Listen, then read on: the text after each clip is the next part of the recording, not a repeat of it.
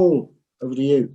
Thanks, Ian, and thanks for the opportunity to say a few words, and more importantly, to have been part of the Commission over the last 18 months. And I want to thank the Commission for the engagement you've also had with our affiliated unions, unions working right across the college sector.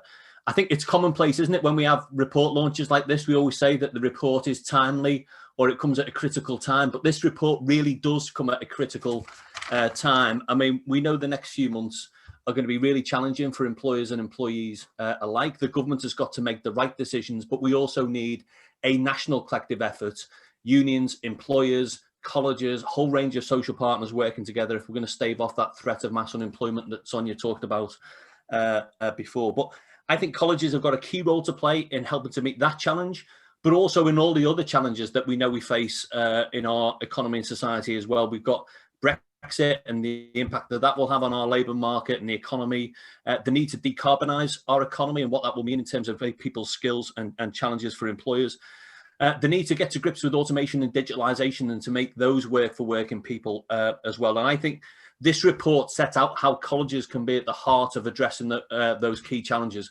Maybe to pull out two sets of recommendations, I think, Ian, which are important for me.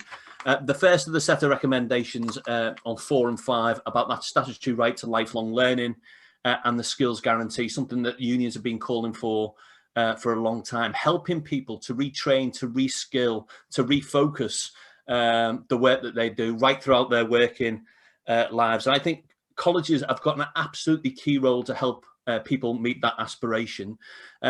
It won't happen by accident, and I think the report talks about the sorts of things that need to happen to make that right to lifelong learning a reality. It means giving people access to resources, so an equal footing for maintenance support, whether you're in college or university, for example, getting our social security system right so it doesn't penalise people who take time out to retrain and to reskill.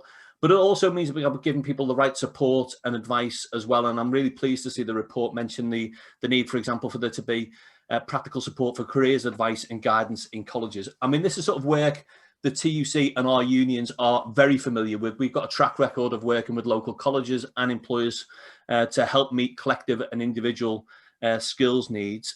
We've got a big track record in supporting people into education who've maybe had a bad experience of education the first time round. And again, I think colleges have got a lot to boast about in that regard as well. I should just maybe mention in that our ability to do this work is potentially being hindered by the fact the government announced it wants to cut the funding to Union Learn, which is at the moment supports 240,000 people a year to access learning and skills in union-led projects working with employers on skills. That's a decision I hope the government will reverse, because it actually cuts across the collaborative approach that's outlined and headlined in this report, and which is so important.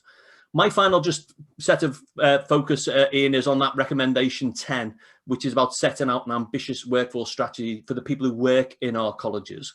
I'm really putting staff and the people who work in colleges at the heart of the strategy. And I think it's summed up in that line in the report, which is the best people fully empowered. And what does that look like in practice? Well, first of all, I think it means a workforce that's valued and rewarded in terms of pay, but also valued and rewarded in the contribution that they make, the investment in their skills and their professional development. I think it means thinking about the college workforce in the round. I mentioned before, not just teaching staff and lecturers, but the people who provide support, the people who provide careers advice and guidance, absolutely important.